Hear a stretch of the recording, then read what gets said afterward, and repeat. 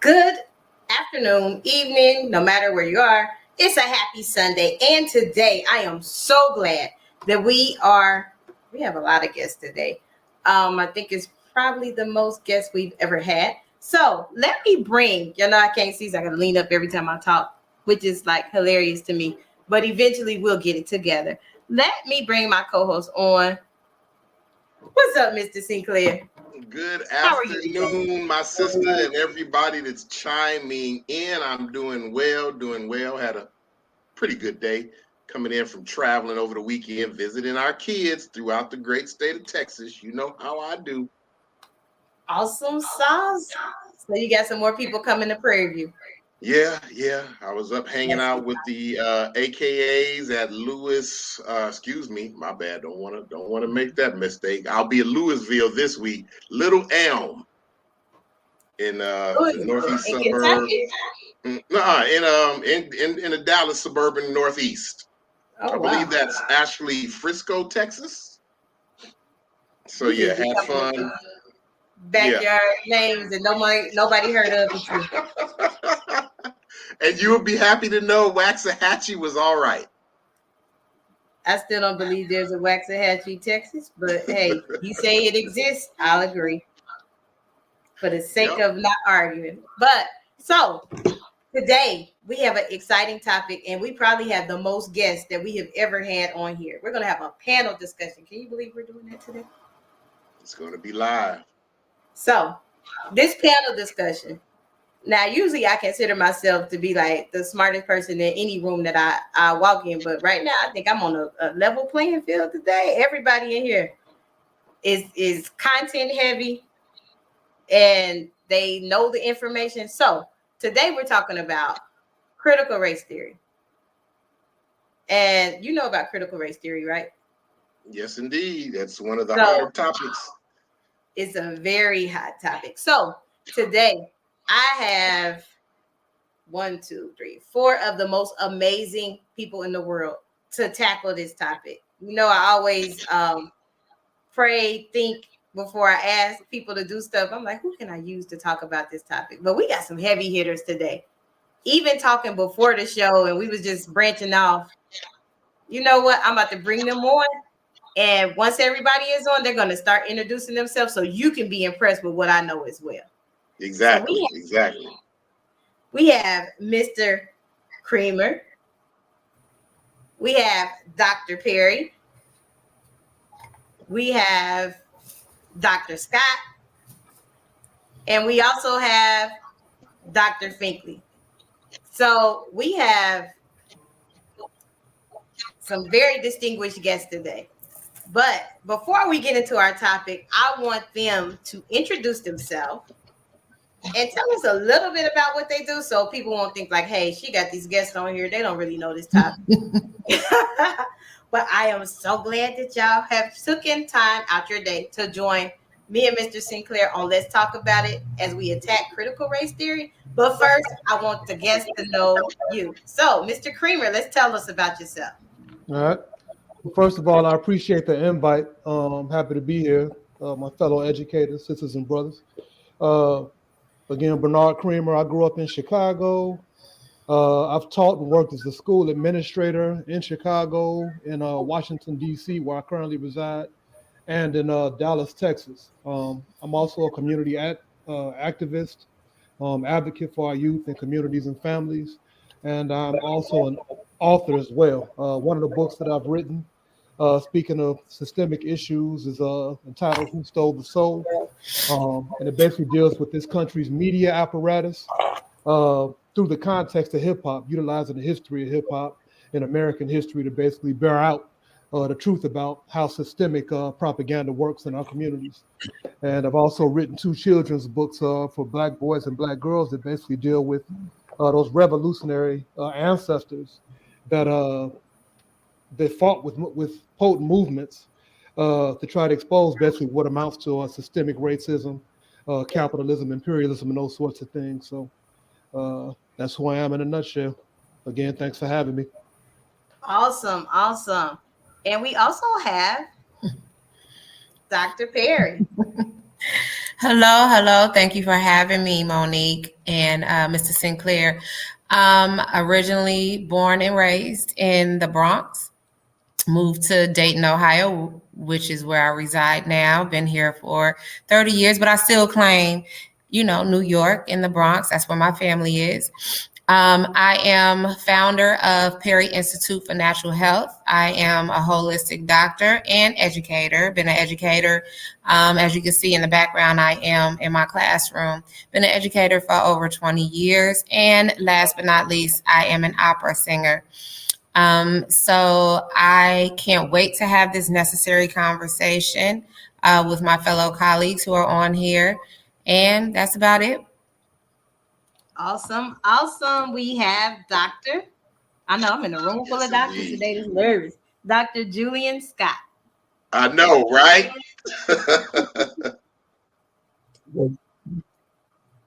Greetings, everyone. I'm Dr. Julian Scott. I go pretty much all over the place. I'm in rural Georgia as well as Miami, Florida. Currently, I reside in Houston, Texas. I'm an assistant professor of the Administration of Justice program at Texas Southern University. I've also held faculty positions at Prairie View A&M University as an adjunct and at Wiley College as an assistant professor. Let's go, great debaters. Okay, so I plan to bring some flavor to the table. I've also produced a plethora of journal articles. Most important area of study is criminal justice reform, as well as looking at the increased numbers of unarmed Black male interaction with police officers and their outcomes. Thank you. Awesome. And last but definitely not least, we have Dr. Michael Finkley. Hello, everybody. I am just so excited to be here and chat upon this important topic that is trending within our society today. So thank you, Monique. Thank you, Mrs. Sinclair, for having me on. Again, my name is Dr. Michael Finkley. I am an educator. I'm a speaker. I'm an author. I'm an advocate. I have taught within the school system, English, literature, so preparing our students when it comes down to important topics as this through literature, and also on the collegiate level. Currently, I am the executive director of the Finkley Experience, where we open up our doors and hearts to students that want to pursue a career and for go to college as well. We have our publications here. Right here are college publications for our 9th through 12th graders, and also one for first year students as well in college. And I'm also the host and executive producer for the Michael Finkley Show, as you see behind me, where we again have these conversations with your everyday persons in society, including some of your favorite celebrities. Those topics including the George Floyd case, and also to the state of Black America, just to name a few. So just to add this on top of what we have done already is just amazing. So I'm ready to get into it. Awesome. Awesome. So everybody, as you see, has these like amazing backgrounds. Like I was telling before everybody came on, I'm like, wait a minute, I kind of feel like, do I need to talk to them? Like they status, they have arrived. So let's get into it. Definitely. How do you define critical race theory? Anybody can take it from their avenue. Critical race theory. Yes. How do you define it? Critical race theory. Okay, well, race theory is a paradigm developed by the late Derek Bell, and it's a legal doctrine. Okay, first of all, what Derek Bell and his colleagues and scholars that formulated this paradigm want to express those systemic and structural problems in the areas of housing, healthcare, education, and criminal justice. At the time, they wanted the discussion to be narrated by African Americans and their experience, and not how everyone else defines and narrates our own experience. So that's pretty much an overview of the definition of critical race theory.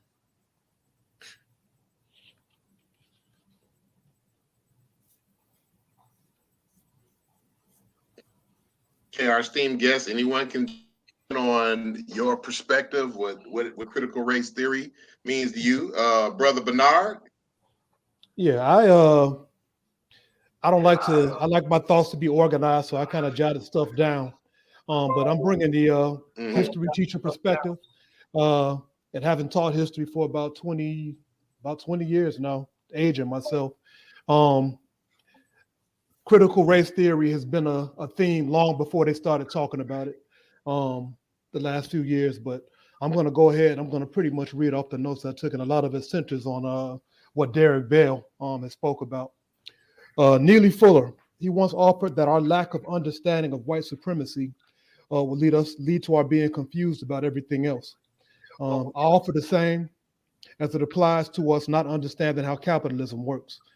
This country's economic system requires that we are unable to make the connections between the economic system and the very profitable exploitation that comes party to it.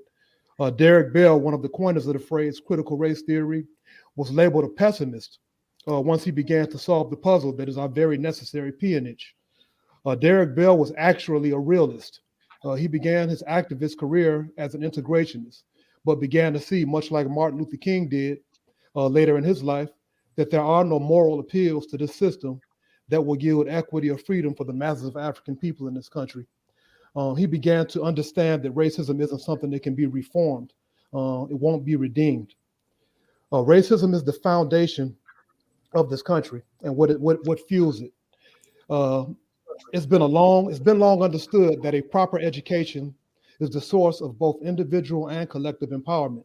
And there is no power born from an education where the exploited are misled to believe that their bottom ladder rung lots in life are their own doing, while offering total absolution to the protagonist of our peonage.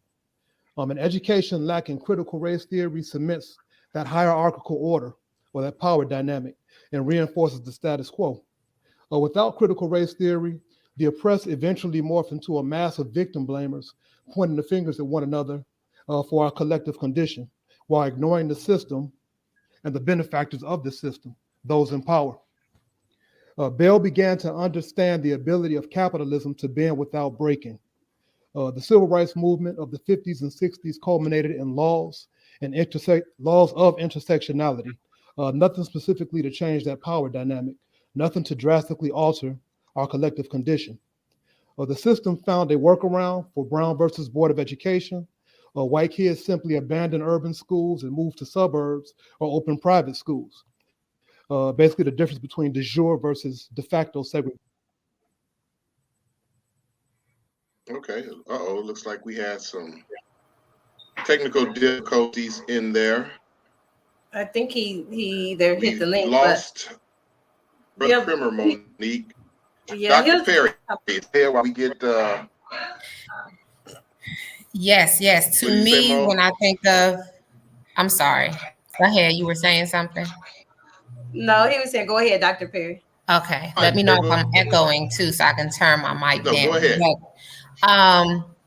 when I think of critical race theory, I think of, to me, it's the checks and balances, the start of a conversation. So why do we even have critical race theory to begin with? No matter how long ago it began or who began it, there was something going on. That there's systematic racism in the legal system, the educational system, and as we see now with everything that's going on in Texas and around the United States. So it's just really the why. It answers the why. Now, the hard part about critical race theory is the fact that a lot of us don't want to have the conversation. We know we can acknowledge it, but when we get deep down into why critical race theory was even developed, why it was even defined, that's when the conversation stops. So really, we just need to keep the conversation on and stop skimming the fat off the top of the soup, per se, and really get into the why. And the thing is, it can't start and stop with our culture. The culture that actually is the reason why needs to have that conversation and also acknowledge and hold accountability and start to make that change as well. So to me, that's what the critical race theory is. It's the start of addressing the why. Thank you. Great. Thank you, Dr. Perry. Dr. Finkley, your perspective. Yeah, so it's amazing that we've been having the same conversation since the late 1970s and early 80s. And we're still having it today, presently in 2022. So it tells you how far we've gotten. Not that far, right? Because we're still having this issue, right? When I think of this particular concept, again, I love when Dr. Perry said conversation, right? It's just the start of something, bringing all people to the table and having that dialogue of how to resolve this issue, right? Knowing it's not going to be resolved in a day, it's not going to be resolved in a week or a month or what have you. But again, starting that dialogue in order for us to get to a common good for all. When I think of it, it is for all people. And also, too, the issue that people are not really understanding is that, don't have it in schools, but, why not have these different concepts in schools? Because, again, we're addressing an issue. We're having a conversation, right? If students don't learn these particular things in school, where are they going to learn them, right? Are they really going to learn them in the household? I think not. Not in full concept, where it comes from, the foundation, that kind of thing. So we need to separate curriculum versus conversation, right? See where that line divides, and then bringing them together once we get to a common good for all. So again, I love the concept of conversation, having the dialogue, having those persons at the table in order to see the greater good of it all for everyone. Awesome. Thank you, Dr. Finkley. Thank you. So, everybody gave their aspect on it, but how do you think it's going to impact and affect the educational system? So this is what I feel. As I was, reading and looking and asking questions, all this kind of good stuff. Do we really want to go back to segregating our schools? Because I feel that we have so many of your conservatives they're saying that, hey, you're saying that all white people are bad. That's not the concept of it, though. It's about having the education aspect of it, right? In order for people to see it and see the whole thing. We're looking at policies and procedures here, right? We're looking at these different laws that we're trying to make equitable for everyone, including race, including gender, including, they're even talking about the whole aspect of sexuality, in this conversation as well. So if it continues to go on to this effect, are Black people still going to go out and start building their own schools now, right? All right, people go out and start building their schools now, because I don't agree with the Common Core. I don't agree with what you're teaching my student in this school, right? So how can we stop that, conversation from happening to get to the core of what this concept really stands for? Mm-hmm. That's a good point to look at it. Do anybody have a response to that? Okay, can you repeat your question? Because there was like a little feedback or something coming back on my end. So what was your question, Monique? I heard everything Dr. Finkley said. So, but what was your question, Monique?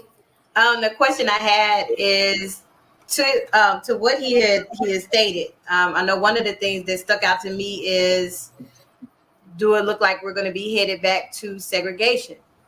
And another thing that stuck out that made me form the question I had, which was, where do we see the future of education? Who is touching stuff in the background? Oh, I'm sorry. Anthony's here touching stuff. Something playing. Okay, so good.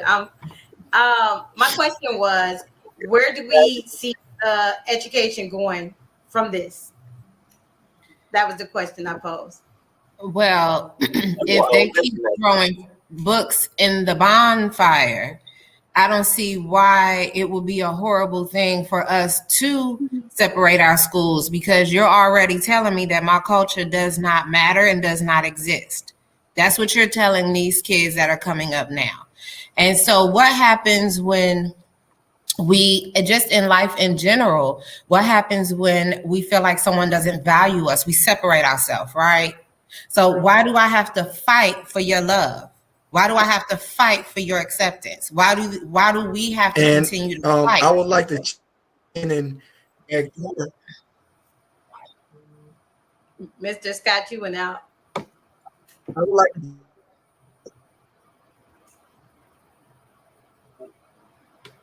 I don't know if his sound. Yeah, it's bad connection. But Yeah. at this point, from what I'm seeing and hearing and feeling, why would that be a bad thing? Because they're doing it to us anyway. Okay. I can see where you would come at that angle, Dr. Perry. And like we had talked offline before about the banning of the books, like the books that are being banned and things like that is taken away from history that our scholars are being cheated out of. Like, you know, that was definitely one thing. One book in particular I know changed my whole life and aspect. I Know Why the Caged Bird Sings. And a lot of her books are on a lot of Dr. Maya Angelou books are on the ban list. Mm-hmm. How would that impact education? They're not going to get those stories told. Yeah. And the thing is, as a culture, we're so welcoming. Black people are so welcoming, you know, and we need to actually get back to educating each other and educating our own. I don't know any other culture that opens their door and say, come on in, you have something to teach us now. Don't get me wrong. Not to say that you don't have anything to teach us, but it usually when cultures say, hey, come on into our schools, you're teaching a specific thing. When you go over to other countries, they hire American teachers to speak English, not hire American teachers to teach about their culture or about their history. They bring us on the end and say, hey, I want you to teach American history and English. Wow. Okay. And Finkley was shaking his head, so I don't know. And that's the thing, though. We are American history. It is all a part of American history. As we look at the greats, Dr. Martin Luther King, as we look at Rosa Parks, going further back, as we look at Sojourner Truth and, you know, Harriet Tubman, you know, we could even add our own family members into this conversation. So what you're telling me is that what my grandmother went through, right? What my grandfather went through, because we're probably we're not that far from us being from slavery, right? So what they even did, right? You're telling me it doesn't matter? It doesn't have any place in American history? You cannot tell me that. You cannot tell me that. That's not fair. That is not fair. Wow, that's so true. The question that one of the first questions I want to ask, I'm glad that my brother Bernard is back. Look like we lost Dr. Scott momentarily, and I'm glad you're back, brother Bernard. This is one question I want to stir the pot a little bit with our esteemed guest, because it's a question that needs to be asked, and we need to seriously contemplate over the answer. And I think it plays right into today's current society and the state of, if we can call it Black America, especially where critical race theory is concerned. And I'm interested in getting Dr. Perry's, and of course, Dr. Finkley, but Bernard, that's my brother. Can or should or can Black folks be racist? No. Against each other? Sure. Absolutely not. Black people can be prejudiced, but racism is a power construct. And in terms of being racist, you basically have to have the power to determine whether somebody's able to move up or be upwardly mobile, or to be able to I guess, achieve a measure of influence or power. But it's basically it's a power dynamic. So in that sense, Black people cannot be racist. Okay, Dr. Perry. I agree. It is a power construct. And it's so interesting is that the interesting part of it is when someone of African Americans speaks about preserving the culture, then that's the box that we're putting in. Mm-hmm. So I agree with Mr. Creed. That's why I asked the question. Mm-hmm. Right. That's why I asked the question. Okay, Dr. Finkley, here you go. I'm going to add a little more sasheries to yours. So why is it so apt that when we talk these issues, somebody else can call us racist, but we can't reply accordingly? To go inside with that same question, is Black folks can be racist, but when we bring up things such as critical race theory, when we want to stand up and we can tell them of the certain laws that have been prejudiced against us, as Brother Bernard mentioned, how can they call us a racist? How can they reverse that call?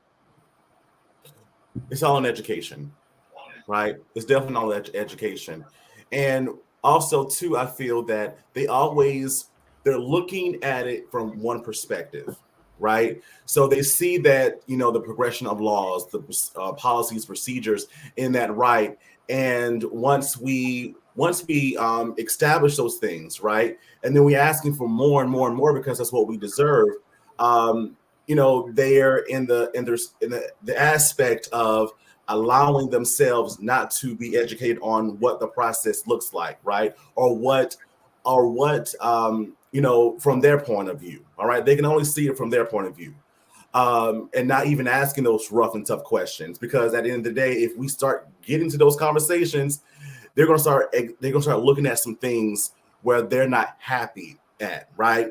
Starting to look at it from another lens and saying to themselves truly that they're actually the racists and not us. And that's why we have banning going on now. Exactly. Right. Exactly. It's true. Hey, let me ask, at what point did I get cut off, man? I don't even remember, but we heard your whole speech and then it just went. You was giving some. You got caught off right when you were mentioning, Brother B, that Derek Bell, as he was coming into the concept where he was trying to go with it, if I can recall. You were reading some of the dynamics. Okay, well, I'm answering questions now. That's good. It's all good. It's all good. It's all definitely, good. definitely. But as we think of those books that are banned, and we think of other things that are parts of this critical race theory, in some states it's an actual law. I don't know if you all were aware of that part. So what do you say to that? Like when I did teach, I taught social studies history. So right now I know I couldn't teach because anybody who was in my class, they got the real deal. Yeah. So the wild thing is they've been I've been a history teacher. I taught all histories, African American history, African culture, world geography, all of that. And over the last 15, 20 years, they pretty much have been chipping away at it. So even before this critical race theory became an issue for history teachers, when I first started, I was reading from these books or whatever that they gave us. When I became a little bit more aware, I used to throw those books in the trash, and I would bring in my own information for our kids. What the heck? Mm-hmm. My fault. That's my screen. I would bring in my own information for our kids to learn, and then all of a sudden they made the history teacher a literacy specialist. So we all of a sudden became responsible for what the students achieved in terms of their reading scores on a standardized test. And so if they didn't do well on reading, somehow as a history teacher, I could be dinged for that. So then the final stage is now history is on a standardized test. And they pretty much tell you what you can teach in terms of teaching history to your kids. And if you don't teach that material, then the kids are going to fail the test. And then again, you get in trouble. And so that's when I realized that it was I couldn't teach in the schools anymore because never are they going to pretty much constrain me to these standardized benchmarks and all of this nonsense they wanted to teach. They're pretty much aligned with their mission to socialize and westernize our kids. So it's tough now. And then now we got critical race theory or whatever. And it's kind of like when have they been making the connections between these hostile macro and microaggressions and the system. When does that ever happen in the teaching, the history, or anything in our schools?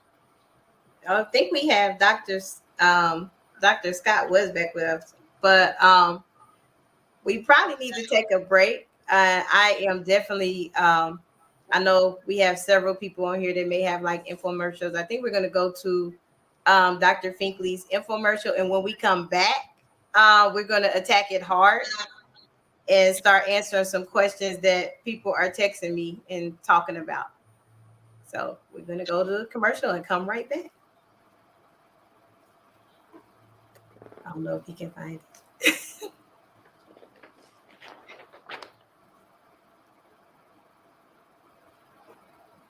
Guess not. I was like, just kidding. I thought he was going to it. But as we go off to commercial, if I don't get cut off, one thing I want you all to think about and come back to answer is, how does critical race theory affect your profession? Because we all are educators. Affect you directly, especially if you're in the school system. Are you interested in attending an historically Black college or university? Hello, my name is Robert Mason. I'm president and founder of the Common Black College application. Our application allows students to apply to over 50 historically Black colleges and universities at the same time for only $20. HBCU graduates have been some of the most renowned individuals in their respective fields since the late 1800s. In addition to that, our faculty and staff are truly committed to your success, and they have a vested interest in seeing that you do well. That, coupled with the academic rigor and the fact that you will establish lifelong relationships, are just some of the many benefits of your attending an historically Black college or university. So if you're interested in completing the Common Black College app, visit our website at commonblackcollegeapp.com to apply now. Thank you, and get educated.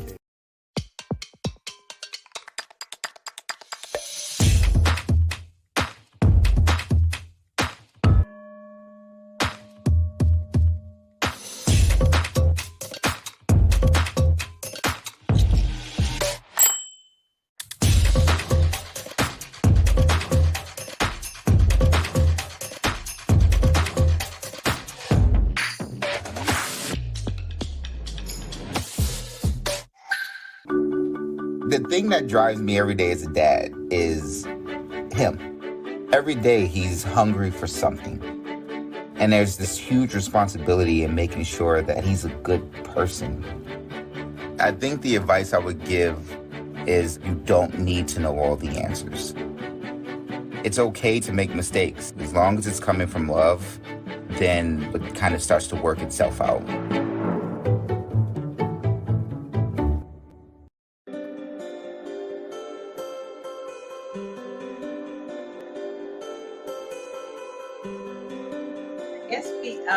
We're back. We had a heavy hitter first round. This second round, I guess people are going to really see how it applies and affects them. How you feel, Mr. Sinclair? Your mic is off. Yeah. Well, again, you said, like I said, the first round went well. We can continue to get heavier into it because we definitely have to get an understanding of its effect and impact and learn or strategize on what we can do, if not as a group, individually, to expand it till it gets to a group aspect. Because of course we're all in education in some way, shape, form, or fashion, whether at the high school, at the collegiate level, and we see the gaps that the system is growing upon when it comes to this topic. So I'm eager to ask a couple of more, left hook questions to get our esteemed panel's perspective on it. And they come in with the content. I have to give them that. And Dr. Perry, not because she's a personal close friend, but she is holding her own on this panel with me, and I'm so proud of her. But this is facts. They all are dropping facts. So let's just have all our guests come back on, and I left them with a question before the break. Let's see where their head is on that one.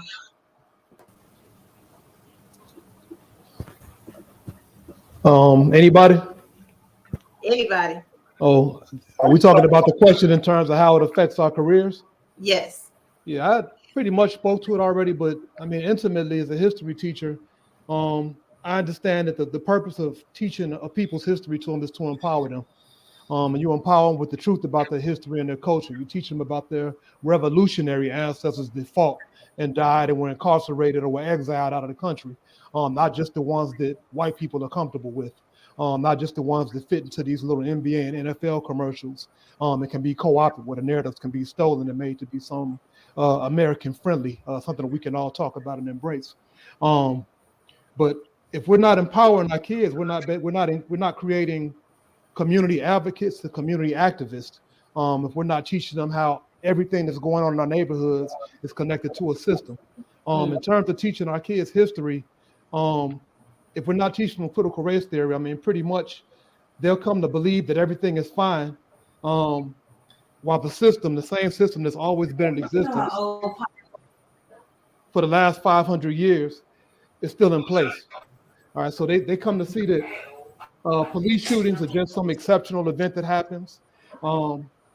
They come to see that the gentrification in our communities is somehow the community's fault. We didn't take care of the community instead of connecting it to capitalism. They blame the terrible schools on parents, like the low-hanging fruit. Our schools have always been set up to fail. Number one, because we don't own our schools, and Malcolm X has suggested to us a long time ago, we're foolish for allowing other people to provide education to us. But all of these things, including the wealth gap, including neo-colonization in Africa, we're going to be creating kids that only know how to blame us and blame ourselves, or actually internalize that blame instead of understanding that these issues, they stem from a system that's been in place for a long time. So if critical race theory is not a part of it, our kids will not be able to connect the system or the systemic racism, capitalism, imperialism, and all of those things, these isms, to what is going on every day in their lives. And they'll be pointing the fingers at each other, and they'll be running in circles pretty much. Wow. Well, I seen, I'm sorry. I got an echo. I think it's because a lot of somebody probably trying to watch while they are on air. So it's a bad feedback. But I think Dr. Perry, he was speaking. He said something that struck a nerve, or he said something that you was snapping with. Oh, okay. Well, what was it? That we need to get back to educating our own. That's what it's going to boil down to. But also, as far as how it affects my profession, and I'm gonna turn my volume down a little bit. Okay. Well, I still hear the echo, but how it affects mine is that I'm putting students first, and that's one of the key things that my school always says. And the one thing about when you develop a school or organization and you say things, right? You say, no, we're going to do this, we're going to do that, and then we put students first. And I want to address that. To what degree, and what are you willing to go through to continue to put students first? And so, yes, in Ohio, it is prohibited to teach critical race theory in, schools, universities, and the government. However, you can't stop the conversation. These babies are coming into the classroom, and they're the ones that want to address the things that they're seeing and that they're hearing. They're the ones that's leading the conversation, actually. So it's not like, I think a lot of people think we come into the classroom and we're like, okay, this is what we're going to do today, and this is what we're going to talk about. And yes, although we may have an idea of what we want to talk about, but these babies are coming in the classroom like, hold on, I have a question. Why is it this way? Why is it that way? And even when we do celebrate Black History Month and we play these videos and they have questions. And so as an educator, I'm not going to ignore their questions. However, it is not my fault that the answers are what they are. And it goes back to being accountable. They need to be accountable. I'm just giving truth. I'm giving an answer. I didn't divide anybody up. This is exactly what's going on. So that's how I handle it in my classroom. And that's how I see a lot of my colleagues handle it. They're letting the students are the ones that's driving these conversations. And I'm proud of them for that too. Okay, I want to Dr. pose you want a to chime in? serious question here. Okay. Go ahead. One serious question.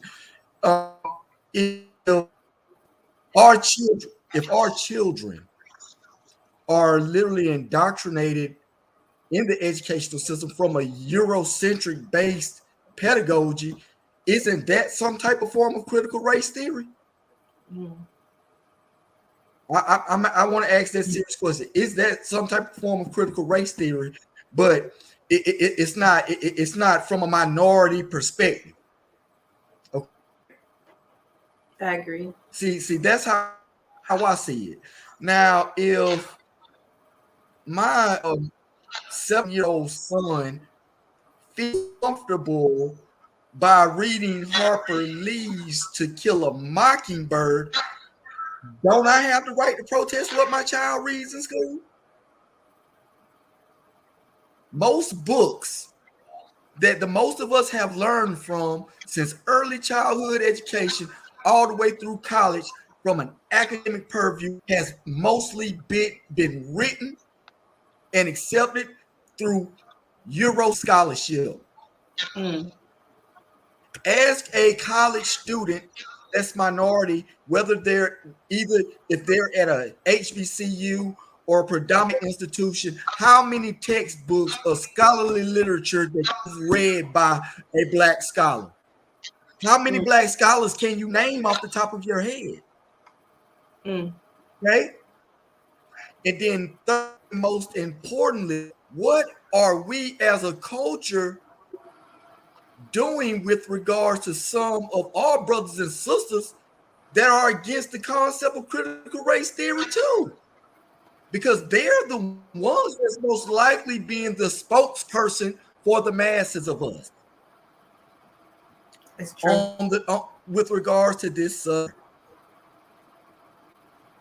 because there are some who exclaim that critical race theory is teaching people how to hate. No, it's teaching me to have a voice.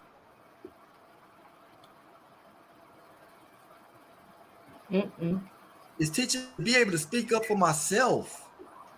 You know, and that's very important for me to have a voice. For my kid to be able to know his history, his culture, the uniqueness, the greatness of it, instead of it always being like discarded. That's underdeveloped in my child's mind. Wow. Yeah, that's a heavy point. Dr. Finkley looks like I can see it in your eyes. Dr. Finkley, what say you? Yeah, you blew my mind, Dr. Scott. You really, because you don't think from the other lens, right? You only see what's happening. You will focus on what is actually happening, conversation-wise, to what is versus happening in the classroom. That just really blew my mind.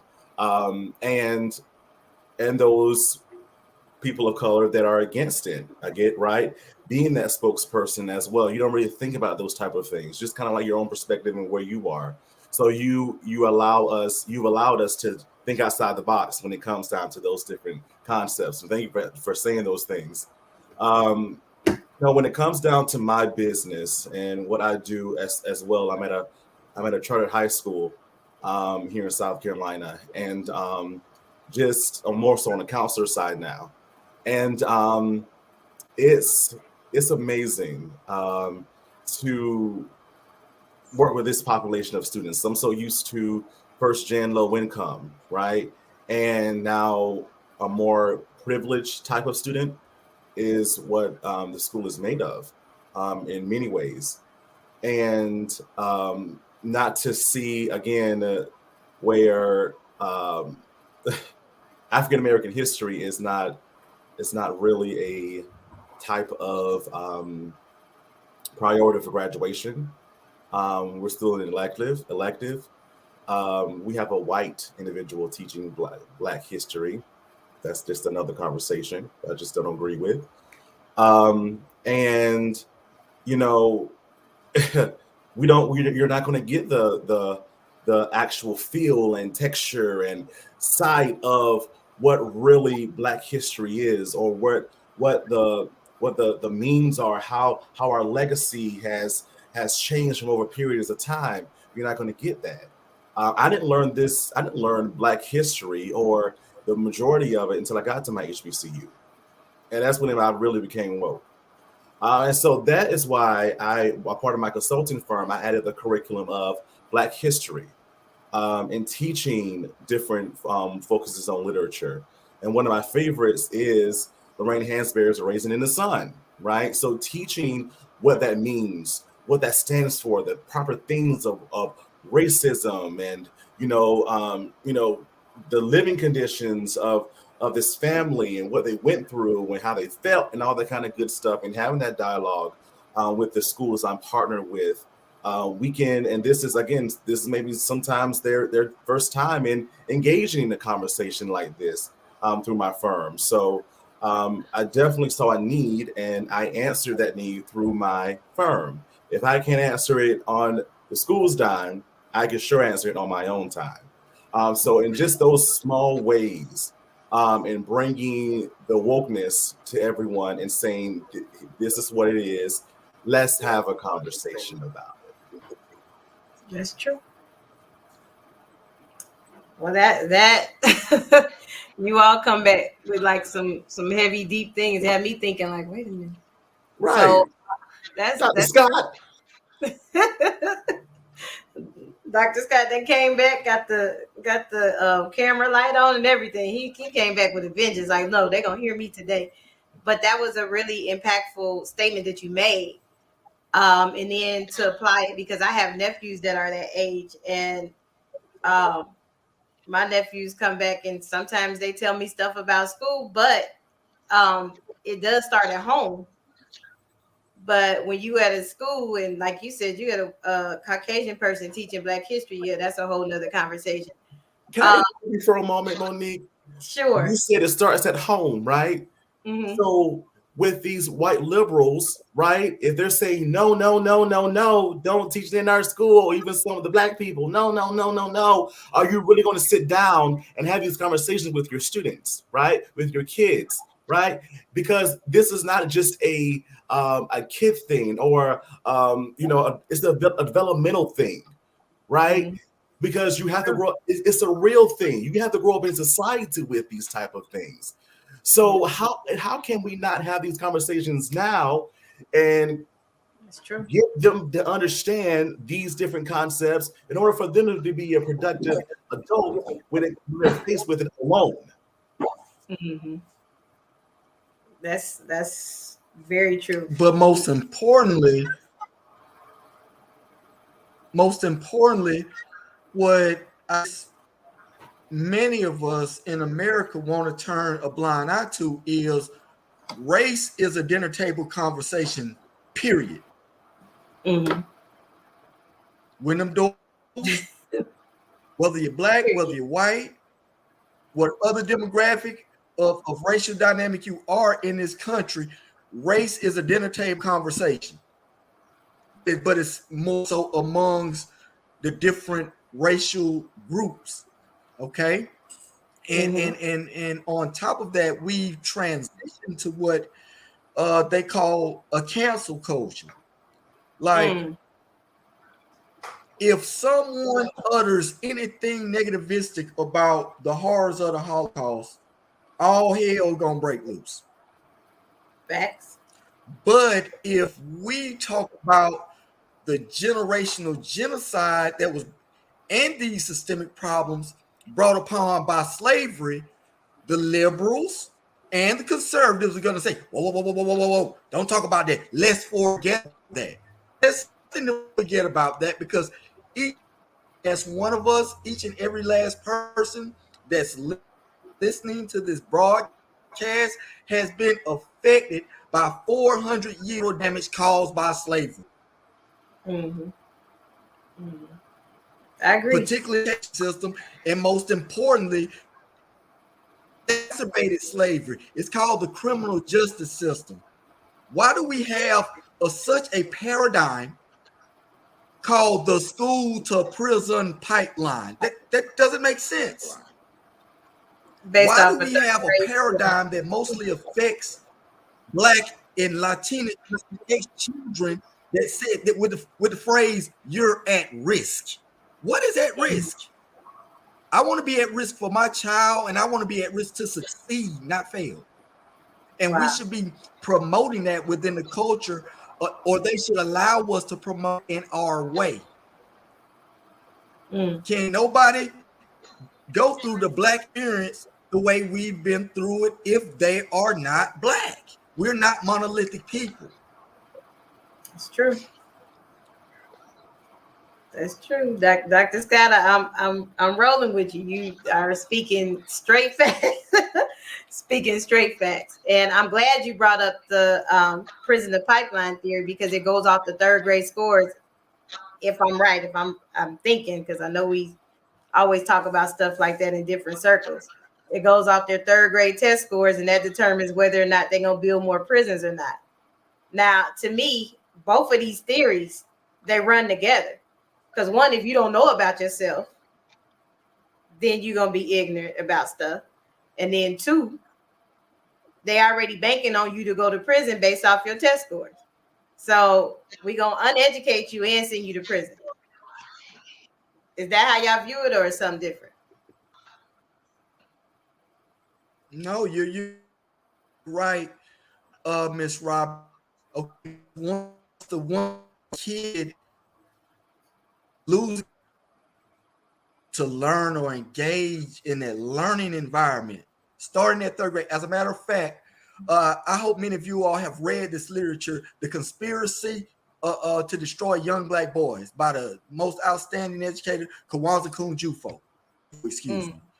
He highlights these issues about how learning within boys, it appears to lessen once they reach that 7th grade level. Okay, now from early childhood up until 6th grade, for some reason, African American boys, they are engaged in learning. They like performing in school, they participate in the educational process. But for some odd reason, after 6th grade, pushed into the 12th grade, that desire dissipates and things of that nature. And it could be a culmination of factors. And one major factor is this: we absolutely need more African American males to become school teachers, particularly at the kindergarten, first and second level. Okay, we need gatekeepers with regards to watching how our kids are being recommended for special education, particularly the ones that don't need it. And why are they doing this? Why? Okay, we also need to be more proactive with regards to the learning of our young ladies, with regards to the cultural affinity of what it means to be a woman of African descent. Okay, and we need to sort of lessen the jargon when we call ourselves people of color. We are African people that happen to be Americanized. Now, with that being said, Dr. Scott, and I want everybody's opinion on this, as we've gone through this watering down terminologies that seem to deregulate the strength of our culture, what do we do? How do we attack the problem of, yes, we need more Black male teachers, but they don't want more Black male teachers? How do we combat the social stereotype of African American, Black, people of color? When and how do we come back to a position of power where we do have more positive role models such as yourselves, Brother Bernard and Dr. Finkley, in these schools to teach predominantly these schools that are majority minority Black kids that need that presence there? What do we do next? Unmute your mic, B. No, I would suggest this. I suggest this. And sorry, Mr. Brother, I would suggest that we become more involved with regards to the school systems, being on the school board. Don't be afraid to run for the board of trustees of your school board. Be active in the Parent Teachers Association. Volunteer, be involved. You know, it's frightening when little black boys and little black girls, when I volunteer at a local school and they say, we ain't never seen a black doctor a day in our life. That's scary. Very. We got to show them that future. We got to show them it exists. And we gotta galvanize ourselves politically as far as in the area of education. That's the only way we'll see change. Is if we galvanize. Mm-hmm. Brother Bernard. Yeah, I'm just gonna lean back. Short term, figure out a way to get into the schools, but long term, these are the state schools. And the state schools serve the purpose of the state, which is why we're in the condition we are right now, because that is their curriculum. These are their standardized tests. Those gatekeepers, these white liberal women, who are the majority of our school systems, they're not going nowhere, especially with gentrification into our cities. And so we literally are beating our head against the wall trying to get a state school to be a nurturing environment for Black African children. And again, Malcolm X, he told us it's a reason they killed that man, because he was telling us the truth. These are their schools. Marcus Klein with Freedom Home Academy in Chicago, that's the answer right there. I think he's about to open one in Atlanta.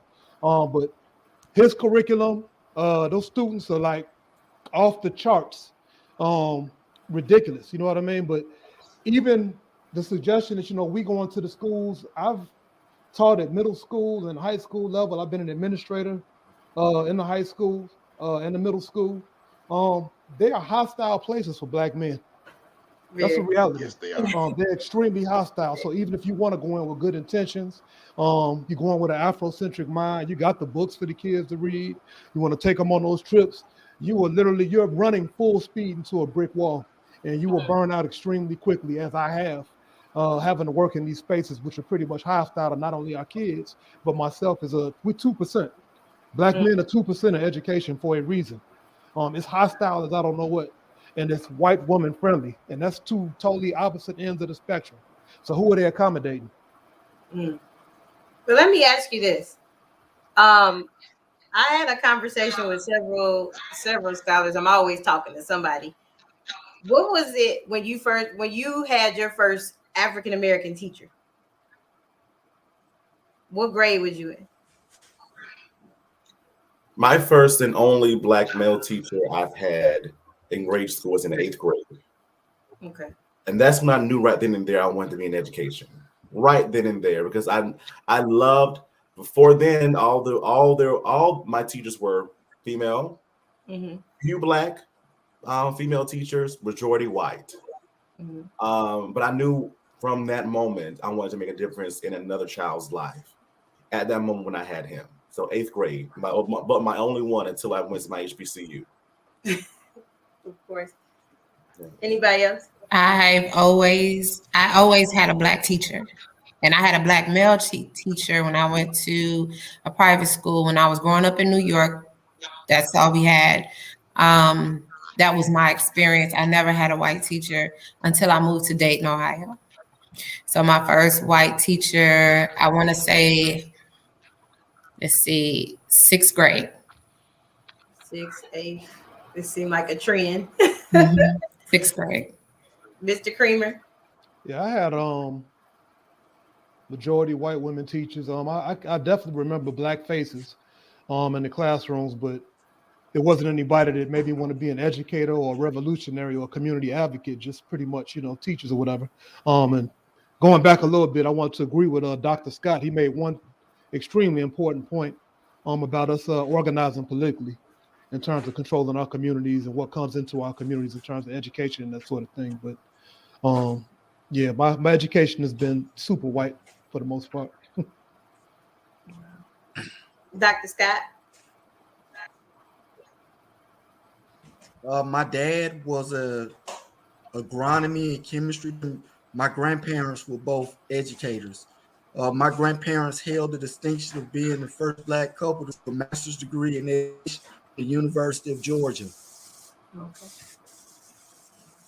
So it wasn't nothing to have activities surrounding education, but I wanted to become an educator because it's like the impact that you can make, particularly on, I've taught everything from early childhood all the way to 12th grade, but a lot of my impact is on the post-secondary level because it seems like in the collegiate environment, they'll try to water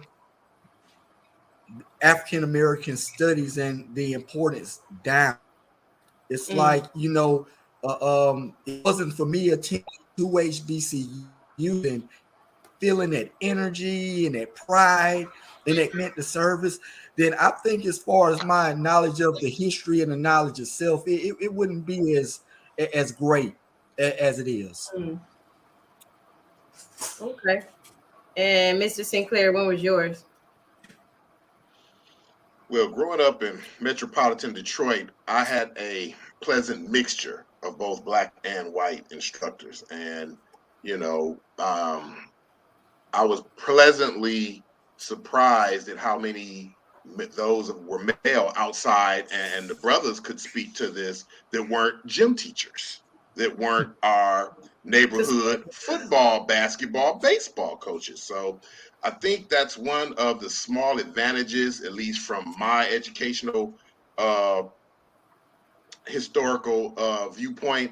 We had a good mixture, but I did have a pretty substantial amount coming up through school where we had Black faces, and that a few males that we did have were other than the coach.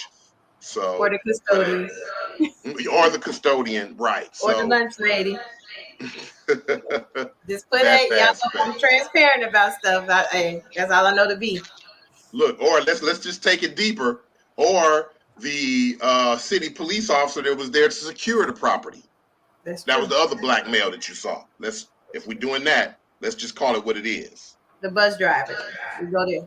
The bus driver. I mean, and I pose that question because if you think about it, even in our own childhoods, my parents are both educators. My dad was a 6th grade teacher, so a lot of people that went to the school, they still call him dad. I have a problem with that, but I understand now why they did, if that makes sense.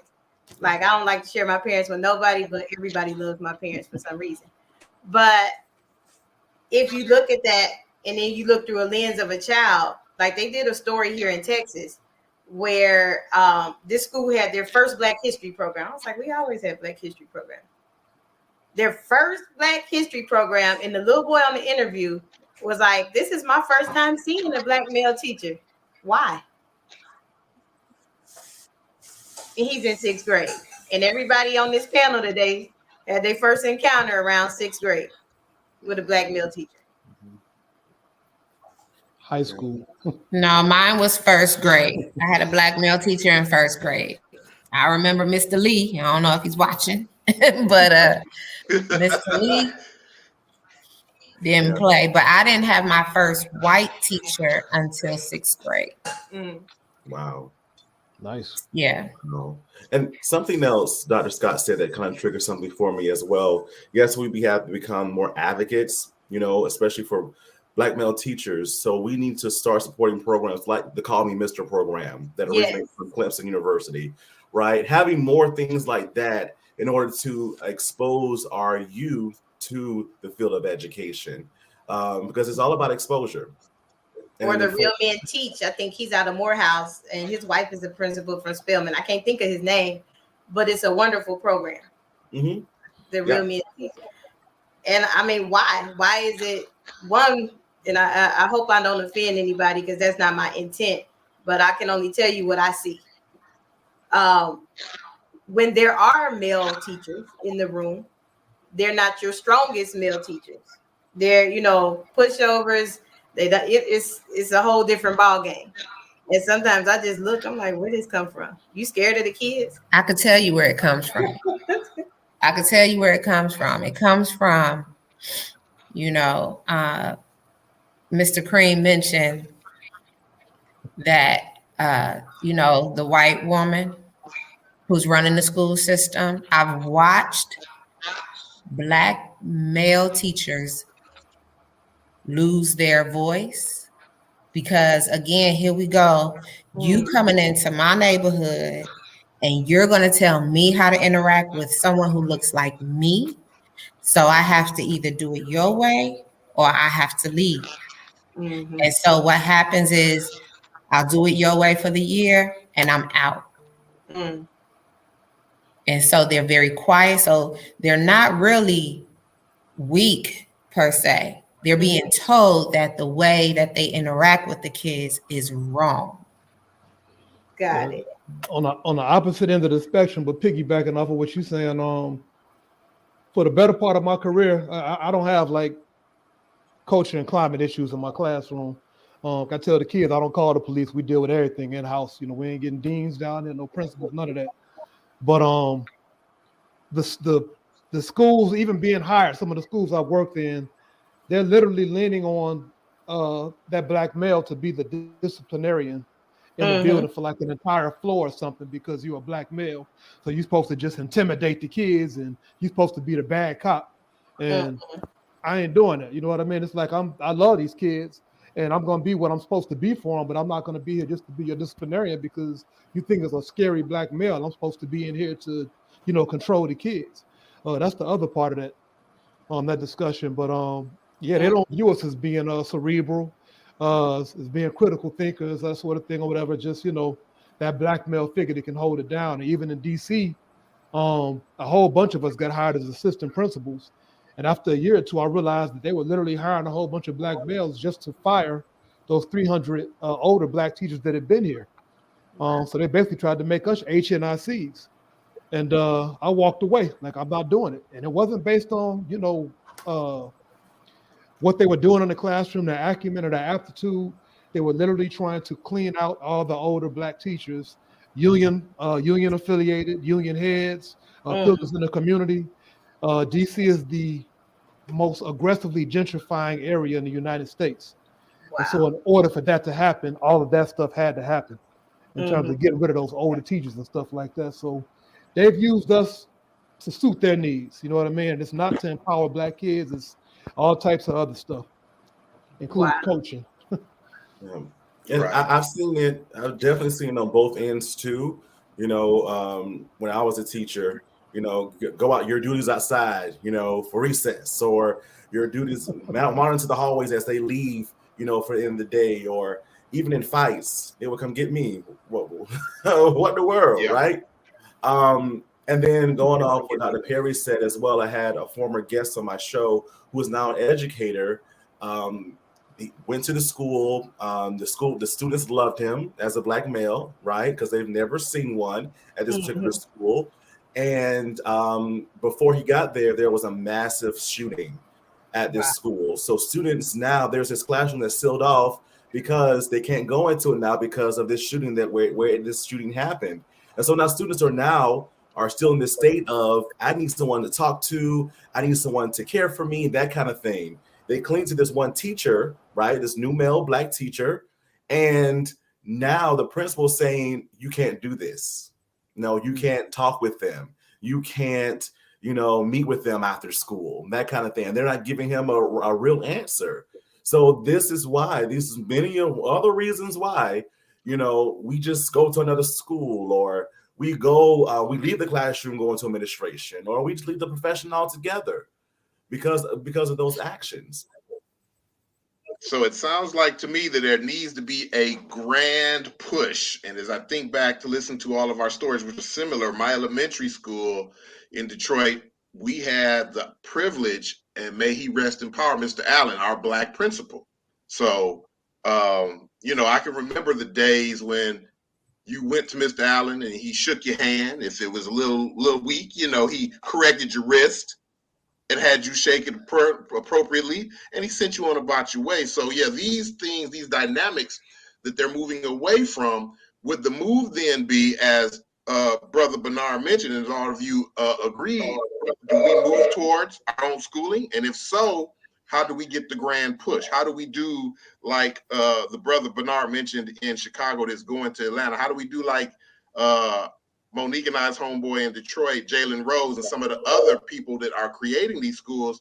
What do we need to do at a broad sweep to start educating our own so that they come up properly knowing what they need to know for survival? Economics, literature, law, holistic eating. I'm sure Dr. Perry, I'm sure you can think of a grand nutritional program for our kids, because if you look on that spectrum, and this is totally digressing, a lot of what they're going through in school has to be on nutrition. And I see it a lot of times, and I get asked the questions when I'm visiting these high schools. So, you know, what do we do from this point forward if that's not too abrupt? How do we get on one accord and we start getting our own schools in effect? Well, Dr. Scott spoke to it. Again, you got to organize politically so you can control the things that happen within your community, but you have to organize. We keep voting based on what they tell us to do. Mm-hmm. So we have this stuff coming from outside the community, but we have to organize. So when these elections come up, we already got a candidate that we're going to put up. We're going to arm them with a platform that speaks to education, what we want, not what you all come down and we choose the best politician based on what you all provide to us. So that's part of the organization piece. Y'all mentioned Jalen Rose, and there's a whole bunch of NBA players, Kevin Edwards, Kevin Johnson, LeBron James, that opened up charter schools. In 2010, it was Renaissance 2010 in Chicago when this big push for charter schools. Charter schools are not independent. You got to get a charter, and that charter comes from a charter board, which is connected to the state. And a lot of your money comes from the state. And you got private donors, and you still bound to the standardized test. And so you still bound to that curriculum. But we have to let all of that stuff go. Independent Afro-centered schools. And it's like we don't have the confidence, like we don't think we can do it for ourselves. Every other ethnic group has schools to educate their kids, to empower them. Mm-hmm. You know what I mean? But we settle for these people telling us how to educate our kids. We got to get out of that mindset. We got to do it for ourselves. And it's going to take a minute, but we can't keep saying, well, what about the kids in, the public schools? We got to start organizing. We got to start building for ourselves. And we got these exemplars out there, like you just named one of them. We got Marcus Klein. Start meeting with him and get the template so we can do more of that. Yes. I'm sorry, I had to come out the screen for a little bit because on our YouTube, I guess, people don't like what we're talking about, and they wrote some kind of derogatory thing. So I stopped the YouTube video. So if you are watching, I'm sorry. You'll get the replay on a different channel. I just don't tolerate foolishness. I just ended where the source started. So that's why I came out. So I'm sorry. But I did hear all the content that you all were talking. And like I told y'all, this topic is so heavy. I already knew we was going to go over an hour. But most importantly, what are our takeaways? What are our takeaways from this? Like, are we just going to talk about it and that's it? Or are we going to put something in action? I'm willing to, again, I appreciate this platform. I'm willing to sit down with whomever and we start meeting, whether it's virtually or whatever. I've got a couple of advocacy groups through this Grace Fund that we put together. We started funding independent Afro-centered schools, but the conversations got to happen. So what, we're in different states or whatever, we can still be having the conversations, and we can organize as educators too. And then once we organize as educators, then we can start deciding who we want to run for office, who we want to be our council members, our aldermen. And just move from there. But I'm open to having these conversations and continuing them from here. We got some potent people right here on this site. Why not start here? Exactly. Awesome. I'll be there. Let's go. I'm here for it. I mean, I've always had a voice and I've always been outspoken. So I am here for it. What about you, Doc Finkley? Just to back off what Bernard said as well, the conversation must continue, and not only talk, but action, right? Definitely in action. So whatever needs to be done, you have Finkley on board. As my colleagues have, some of them said already, let's go, let's do it. I'm with you. And as I was as I was thinking about this show today, I'm going to branch it off into the Michael Finkley show as well to continue that conversation, because again, the particular audience that I deal with, and even more so as a whole, they've never even sat down and fathomed this conversation. All right. Or even, what is it exactly? Why are people so upset with this? So definitely continuing and actually putting those words into actions too. So let's go. Let's go. Awesome. Dr. Scott.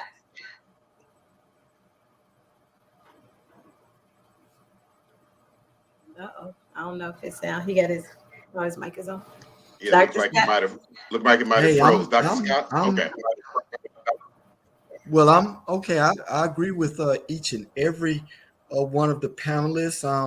I'm so glad that I was invited to this segment of your show, Ms. Robinson. And most important, we have to not only advocate, not just from early childhood to grades 12 with regards to cultural affinity.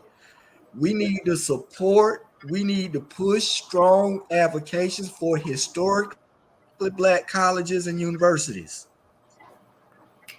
We must use our foundation from those early ages as another foundation for when they do go out into the world. And no disrespect, I felt safer and more loved and more pushed when I attended an HBCU. I didn't feel like a number, or that there wasn't anybody that cared about me and wanted me to succeed. They did, and I'm grateful to God for all HBCU. But to continue, yes, I'm willing to work and contribute in any way I can. You got Diane Edwards said, "Me too." She didn't feel that till she went to. Thank you, Ms. Diane. So I think what we need to do, sis, is definitely continue with this conversation. And as what Brother Bernard said, we need to look at having Dr. Klein on our show next time. What do you guys think? And we have another roundtable family discussion with the six of us, with Dr. Klein included, and put some actionable steps together. And as you all mentioned, we need to start planting the seeds, putting, and I'm a direct advocate and supporter, and a lot of what we mentioned, powernomics, we need to put that into play. I agree. So this definitely have to be a round two conversation and see where we have progressed in this topic. But I feel like, my thing, we don't know if we not taught. And if that's the gap that I'm experiencing here, because I say critical race theory and it go 50 different ways, and then I'm like, well, how does it apply to you? We don't know. And our people lacking knowledge, the rest. Right. So I'm sorry, sis, go ahead. No, I was just saying, I truly, truly thank you all. I know the time zone, I'll get it better next time, because they're on Eastern Standard, we're on Central Standard. I'm like, all these different time zones, what time do it start? But I truly appreciate every one of you all giving us your time to talk about the elephant in the room. Like, nobody in our neighborhood is talking about this. I don't know if they scared or, once they told the teachers you can't teach nothing about it, everybody got quiet. And I'm like, yeah, I can't be in the classroom because y'all know you're going to learn Black history. I'm going to have my HBCU pennants up in the classroom, everything. So it's like, let them fight on their own. So thank you so much for giving me your time this Sunday. I would definitely share the video out with you. It'll be in our newsletter. I'm so sorry somebody took upon themselves to hack the YouTube channel by just writing some stuff. I'm like, really? You have nothing better to do with your life? But that must mean the content was good. They took time to do that. Right. And if we could, before we sign off, Monique, let's give our esteemed panel, our family members, a chance to If they have social media that they can be connected with, if they have resources that they want to get out so that our people can be better enculturalized and how they can get it, that'll definitely and always be a help. So, Dr. Perry? Yes. You can actually reach me right now because my website is being built as we speak, but you can actually reach me via Messenger. I am on Facebook under Dr. Joelle Perry, as well as Instagram. I do consultations for health, and I do specialize in reversing learning disabilities naturally, such as ADHD. So you can reach out to me on social media. Awesome. Thank you. Thank you. My brother, Dr. Scott, let him know how we roll. Okay, well, can be reached at edu. That's my, or you can go to our Center for Justice Research site and look at all the things that we do as far as criminal justice reform in the state of Texas and beyond. And of course, if you can't get with me, you can always get with St. Clair, and he'll know how to help disseminate information regarding myself. Exactly. Awesome. Dr. Finkley, spread that good word you got, brother. All righty. For more information about the Finkley Experience, you can visit us on our website, thefinkleyexperience.com. All of our social media is the Finkley Experience as well. Again, we're that educational consulting firm that specializes in first-generation education, college and career readiness, among other things, as well as we mentioned with the English literature aspect as well.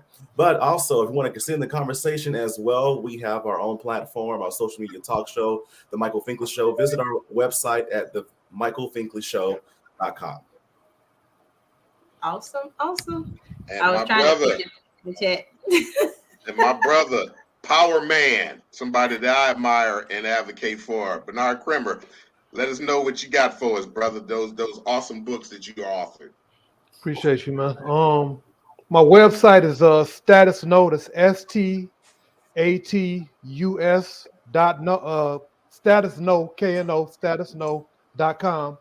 My email address is info@statusnote.com, and that's note without a W.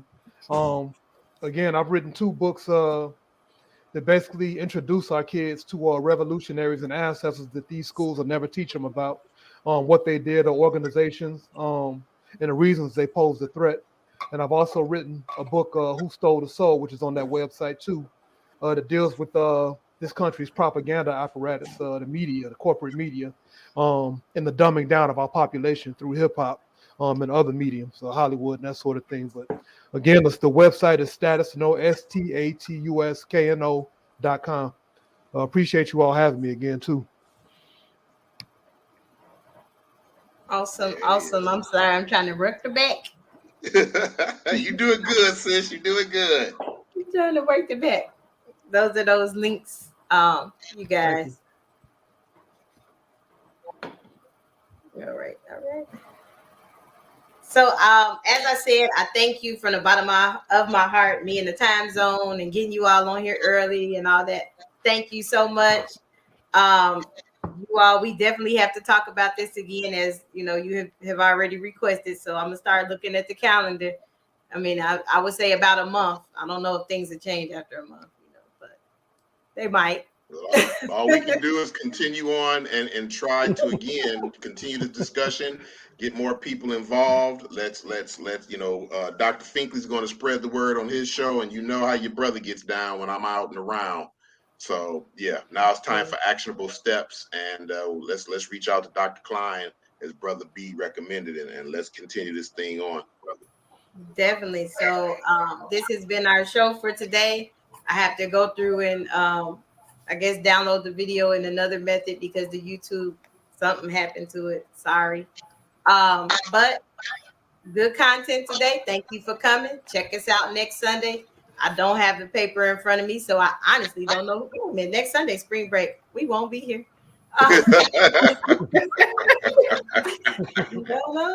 No,